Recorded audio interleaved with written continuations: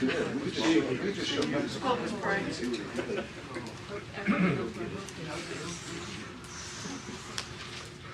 Chapter 13 tonight. I know that will come to as a great surprise to you. That's where we are. Chapter 13. Let's pray together. What a blessing it is, Father, to be with your people tonight and to consider your great servant. We ask your blessing on us as we conclude our study tonight to see the value and the lessons to learn from his life, even from those sections of his story that are difficult. In Jesus' name, amen. Amen. I really want Nehemiah's story to have a happy ending. And for so much of the book, it just looks like it's going to work out that way, right? That this story just has to have a happy ending, because through all this struggle, so many good things have happened, and though there were problems, it always seems to kind of work out in the end. Tell me a little bit about what's already happened in the story that seems to point us to a happy ending. I'm ready to write. The wall has been rebuilt. They have a wall, which was not there when Nehemiah started. They began with rubble, and they ended up with what was critical for them, that critical security piece. The wall is completed. 52 days. What else? They recognize their wrongs. So they recognized their wrongs. What does that tell us is going on? Spiritual revival. Yeah, there's spiritual stuff going on too. So it isn't just that they get this this physical problem addressed, but that they also, more importantly, end up being closer to God. What else? Repopulating the city. The city is repopulated. So city life is returning. The city's beginning to thrive. Thank you. What else? They won the battle with their adversaries. They were overcomers, right? And you specifically mentioned adversaries.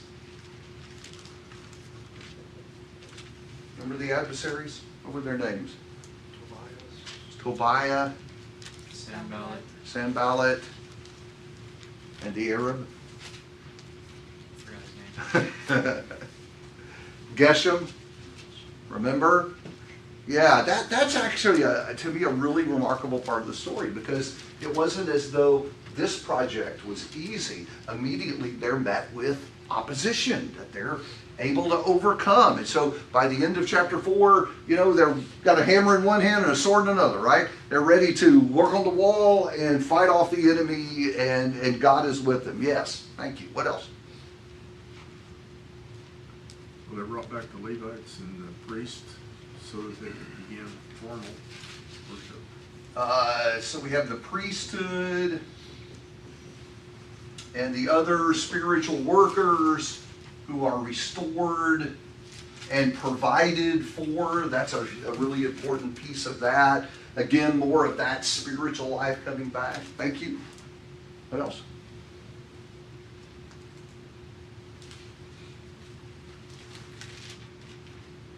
Do you remember that problem in chapter 5?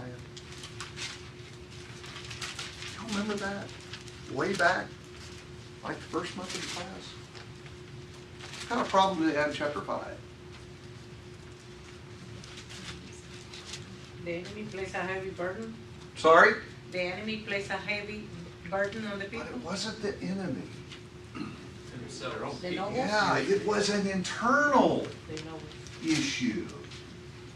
They were doing that to each other, right? And at odds with each other. And the other thing I think that is really good is that in the face of this huge internal problem, they come together. And there's kind of this uniting of the people that takes place in chapter 5. So they've got problems from without and problems within, and yet again, they're overcomers, right? What else?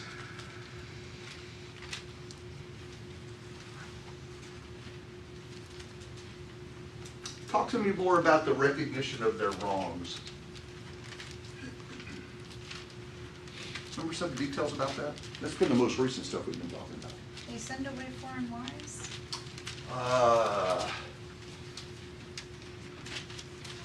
No mixing with the nations.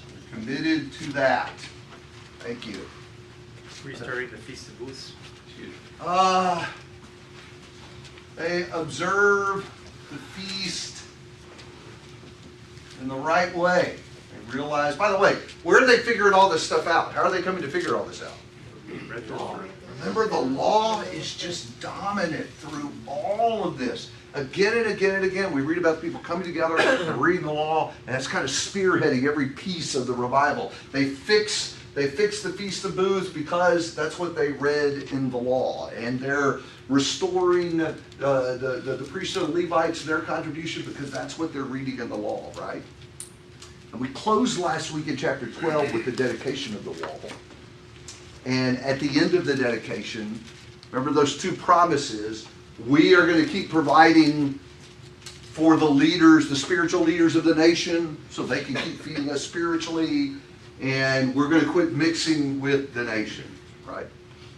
Now let me invite you to 13:6, because that 13:6 is kind of the pivotal passage in all of this. Circumstances are about to change. In 13:6, what are we told there is getting ready to happen, or does happen rather?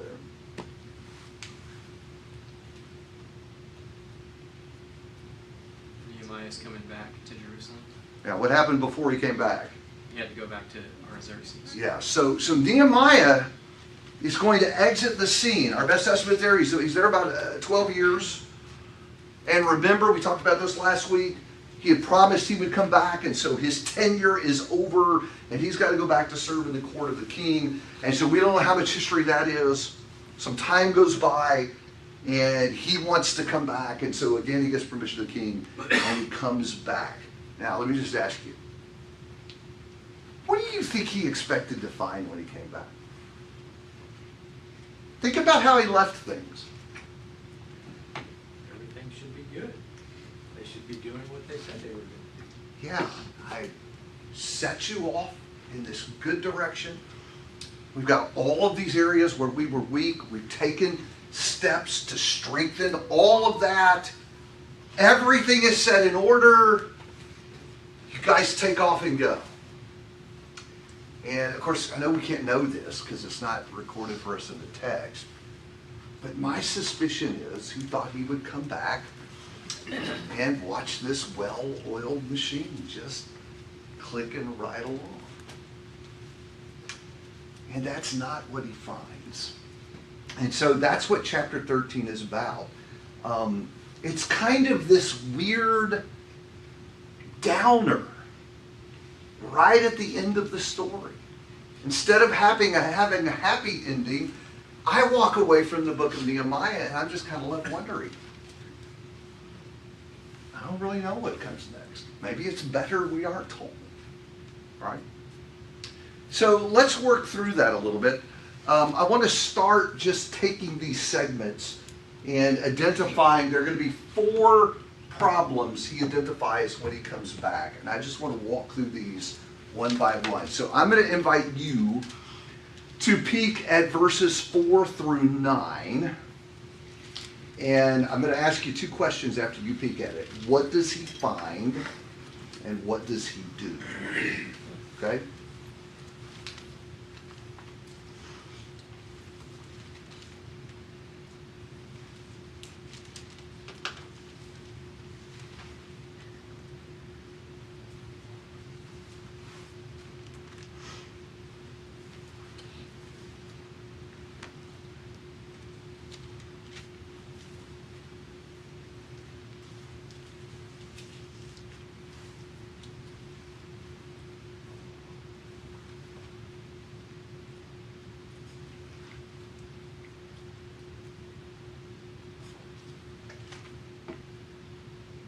Can you see what he finds?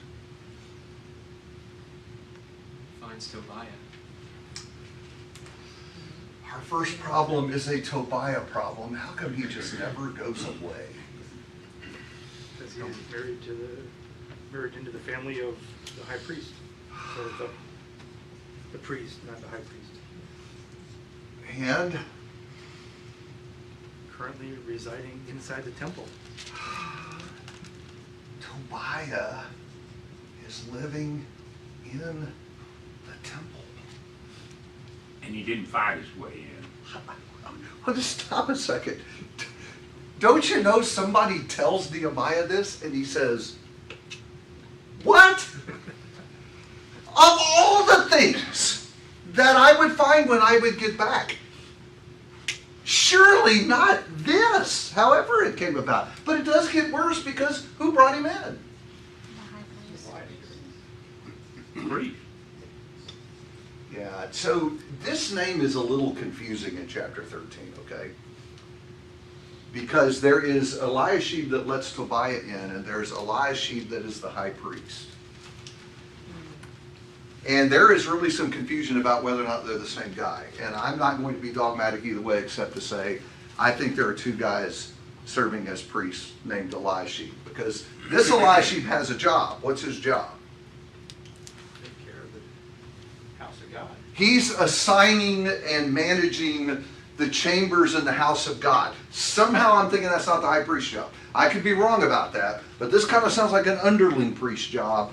And so my best guess at this is you had two guys who were named Eliashib serving. I mean, they use names over and over again, just like we do, right? So I think that that may be what's going on. And then there's this other reference. If you look at verse 4, and someone mentioned this a minute ago.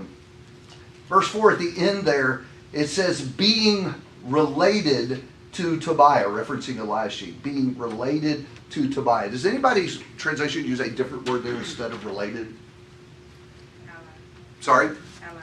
Oh, ally? Ally. Close to. Yeah, so it could, it's one of those words that could be understood in more than one way, evidently, in the Hebrew. And so they're not sure if that means they were kinfolk, could be, or that they were just close to each other. I think for our purposes, it doesn't matter. What kind of problem is this that we're dealing with? Do you understand what I mean when I ask that? Tobiah's an Ammonite. So what is Israel doing that they're not supposed to do? Mixing. Yes. So we're going to call this a mixing problem just to make it simple. He finds a mixing problem all the way up into the priesthood. They are mixing with the nations. Okay, second question. What does he do about it? He's angry. What's that? He's angry. He's angry about it. Yes. Of all things. Of all things. You just got to know he's astonished. What else did he do? He threw out the swatters. Yeah. He had no problem going into this temple storage room and extricating Tobiah, just throwing all his stuff out. By the way, does that kind of ring familiar to you? Jesus, Huh? Jesus cleansing the temple. I thought exactly the same thing. Doesn't that kind of sound like Jesus coming along and finding the traitors in the temple doing dishonest business? And what does he do? He drives him out. Yeah, he drives them all out, makes a big mess, getting all those people out of the temple. That's exactly right. So I don't know if that's meant to kind of be an echo we hear later on when we get to the Jesus story, but it is interesting that Nehemiah kind of looks like Jesus here. Okay, moving on. Look at 10 through 14. Look at those 5 verses. Same 2 questions. What does Nehemiah find? What does he do? Hold, 1 second. Let me give everybody a chance to read. Just a second.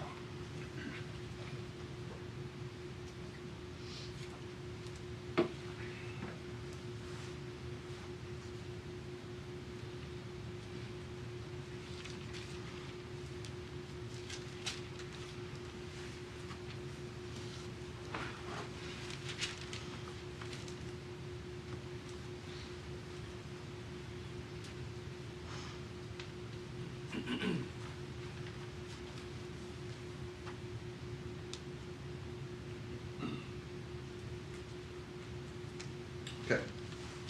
Go ahead, Bob. The Levites and the singers, they were not getting their portion as they promised. So we're having a, let's just call it a Levite problem. Would be the priest too.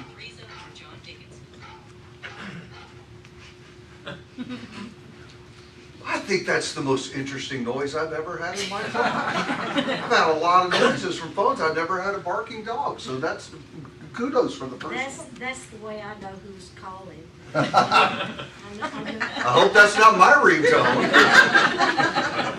No. So they're not being provided for. The Levites and the priests are not being provided for. By the way, did we already have a hint that that was going to be a problem? You already have a what? Did we already have a hint that this is going to be a problem?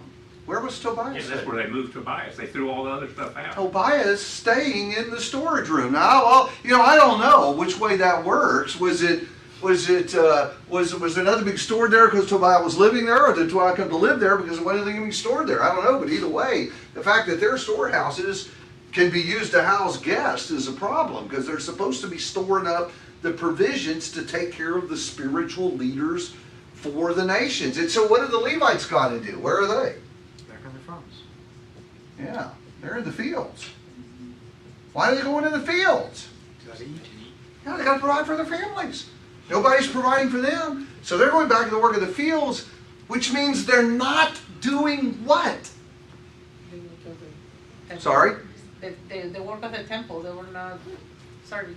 Yes, and one of the jobs, I want y'all to remember this, one of the jobs of priests and Levites was to teach.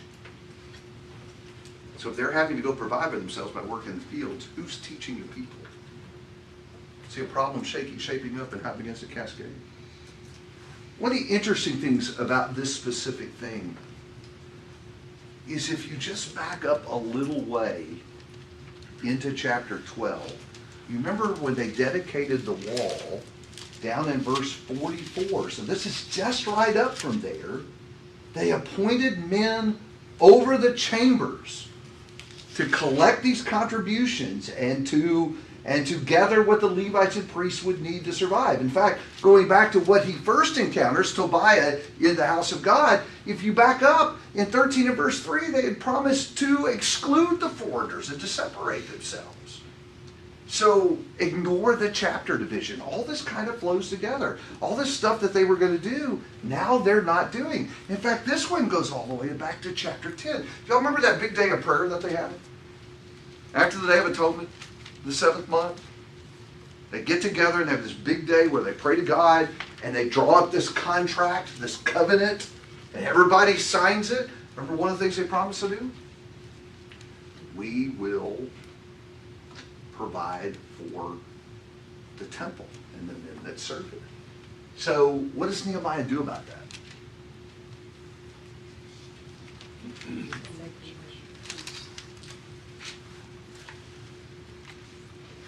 assigned treasurers to make sure that the Levites were getting their supplies. It is interesting, in verse 13, one of the things that he does as he sets this right is he puts new leadership in charge, okay? So that's at the end in verse 13. If you go back to the beginning of this in verse 11, what's the very first thing he does? Reprimanded the officials. He reprimands the officials. Who are the officials? One of them is Eliashib. And so why is he calling these guys in? Why is he reprimanding them? They were responsible. My only guess is these are the people, these were the officials who should have seen to it that this was taken care of, and it wasn't. So he calls in the leadership, they're admonished first, and then he appoints new leadership. We need different people doing this job. I also think it's interesting in verse 11. He doesn't say, look at verse 11. He doesn't say, you have failed to feed the Levites. see what he says? Why is the house of God forsaken? You have forsaken the house of God. It wasn't about the Levites. It was a bigger issue than that. You're not taking care of the men who take care of his house and his work, right? And now the nation is suffering as a consequence of that. All right. 15 through 22. Take a peek at that. Same two questions. What does he find? What does he do?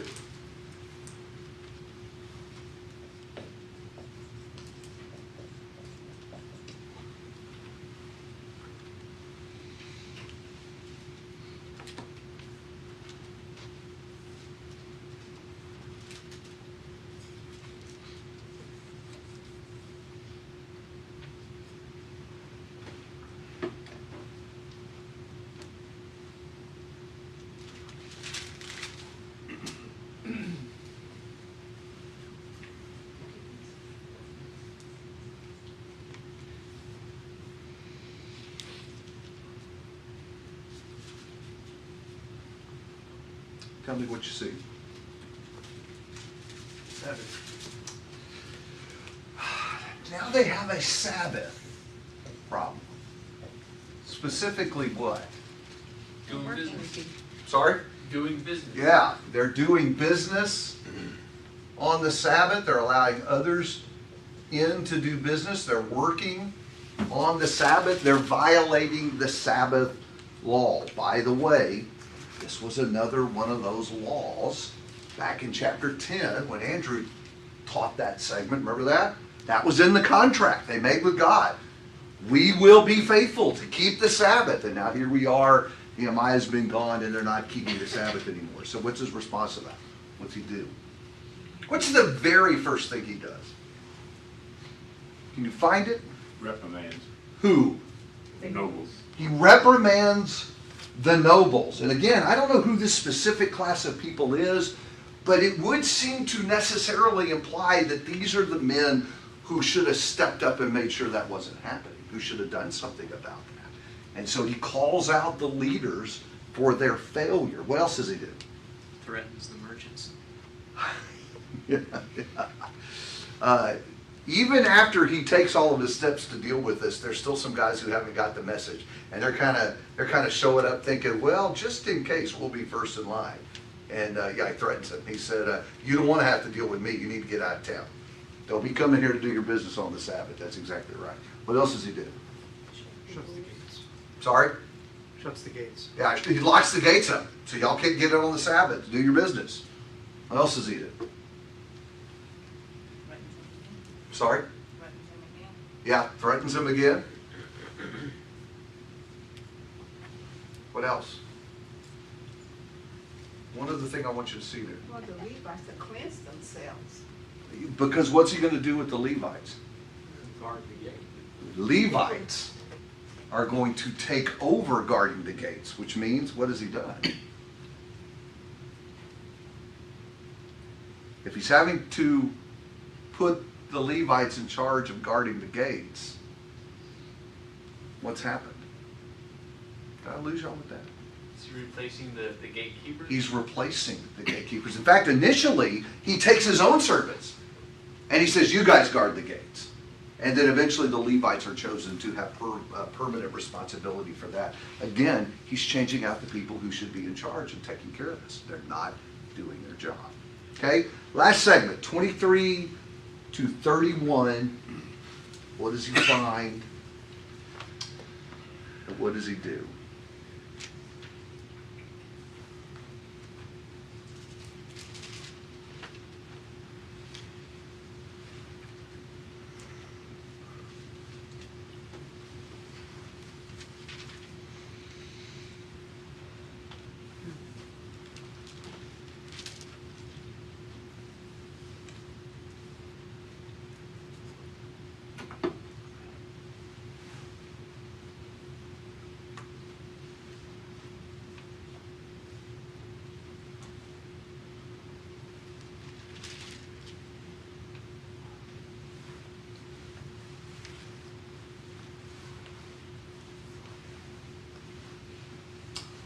C. What does he find? More mixing. We have another mixing problem. Mixing with the nations. This time, what's the issue? Intermarriage. They're intermarrying with foreigners. In fact, what's the specific thing he focuses on when he talks about this problem? Kids don't even speak.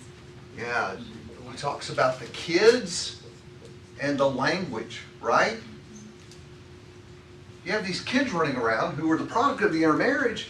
They're not speaking Hebrew. They're talking all these other languages. We have these kids talking, they're not even speaking the language of the nation. Again, remember, in 13 and 3, this is what they promised not to do. And in chapter 10 and verse 30, this is what they signed a contract that they would not do. They would not intermarry with the nations. And so this is where it gets interesting. What does he do about this? He got physical. What? That he got physical. It would be fun to go a Tumlinsonian route with this and just look at the words, right? Contended, cursed, struck, pulled.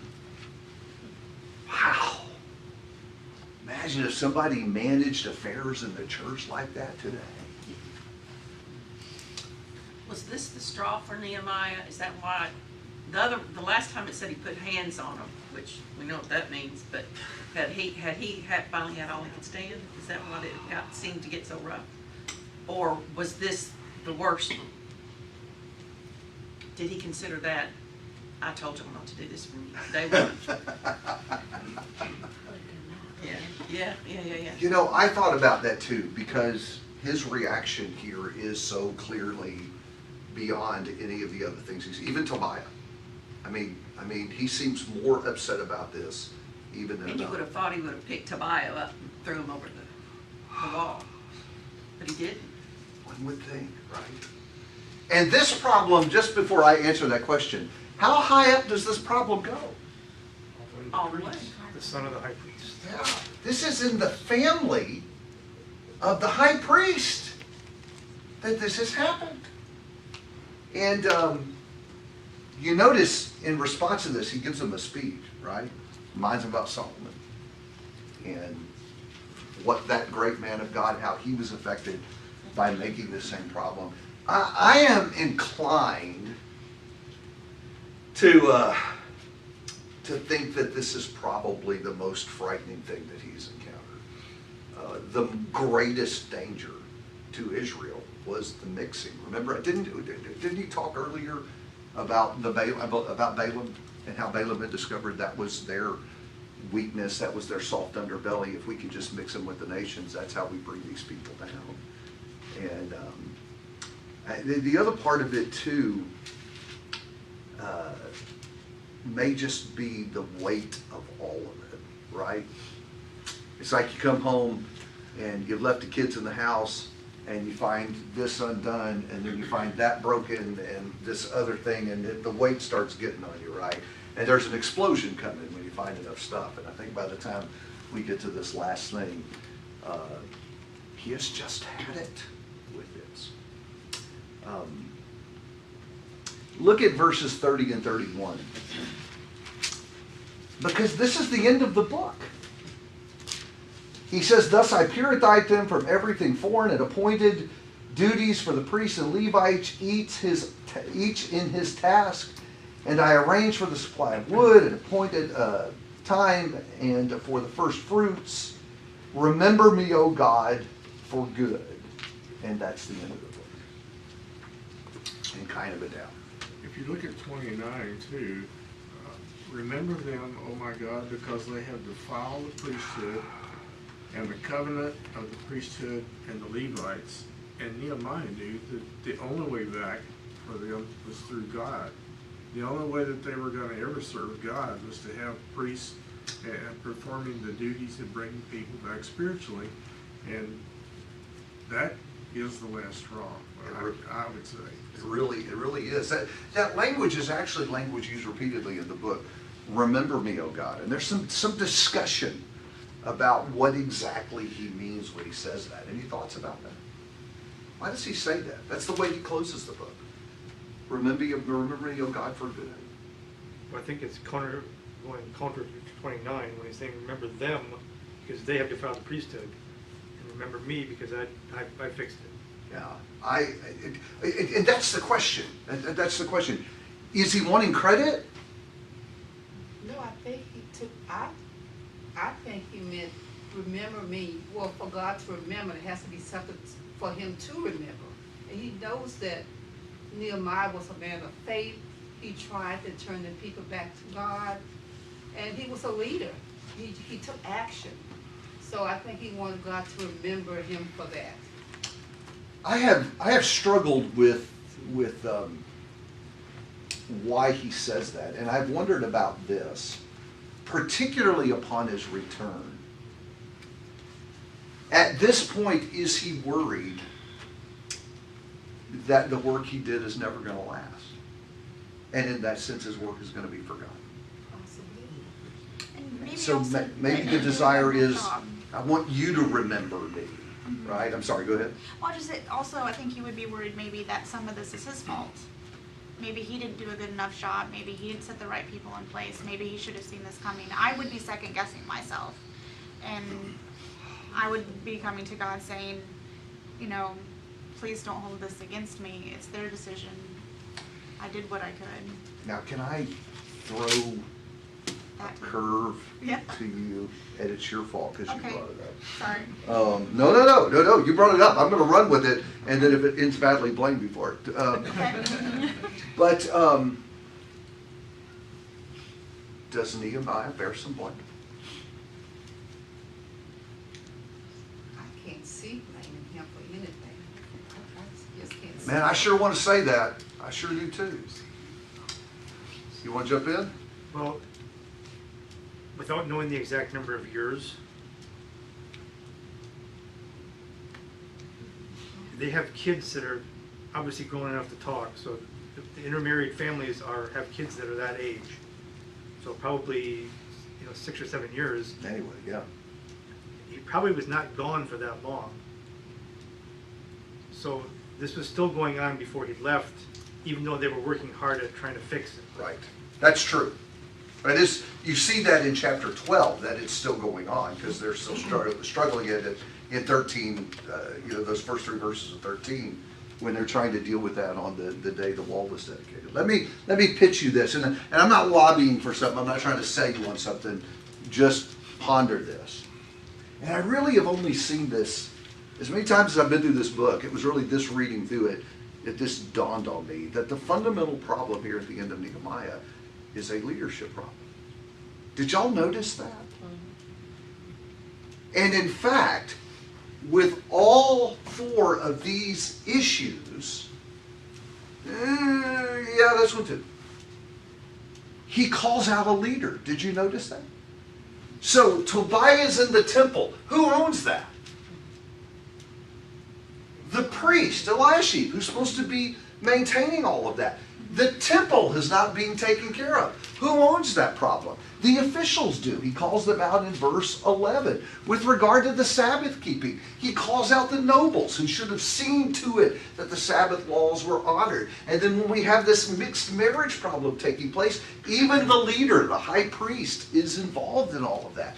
The problem is a leadership problem. And so once Nehemiah exited, who had done this good work among them to be sure, the leadership just collapses. I mean, they're just not there at all the key points. The problem here is a leadership problem. And could it be, maybe he does, or maybe he feels he does, bear some responsibility about who was left in charge. Because I can tell you one of the things he does when he gets back, he starts firing people. Right? And putting new people in charge. Maybe there is a question to be asked there about who was left in charge, and were they really the kind of people who could do the job? Yes, ma'am. And I feel like he felt responsible in the end because he was in charge of the whole project, and so there's always a guilt that lingers when you're the leader. Yeah, exactly. And so it's like, God, I really try to remember me. I mean, you know what I did and look what they did. Yeah.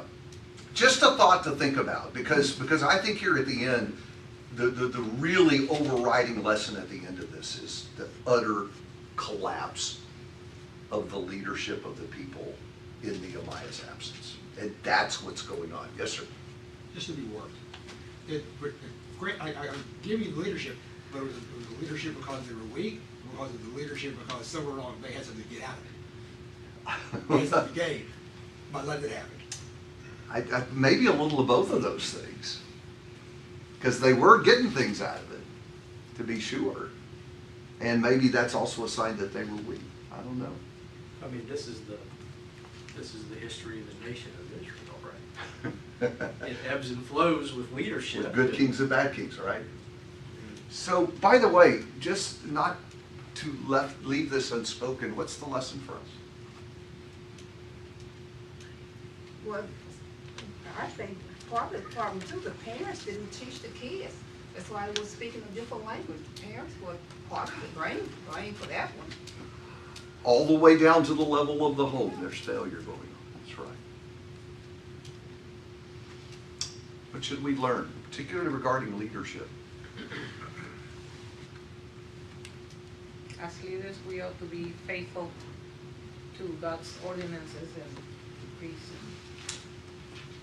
Thank you. What else? Well, you have to empower those under you. They can't be totally dependent on you. Right? So like when he left, it all fell apart. Yeah. As I was reading chapter 13, it occurred to me as a church family that appointing leaders is among the very most important things that we do. And I think we need to read this chapter and think about that.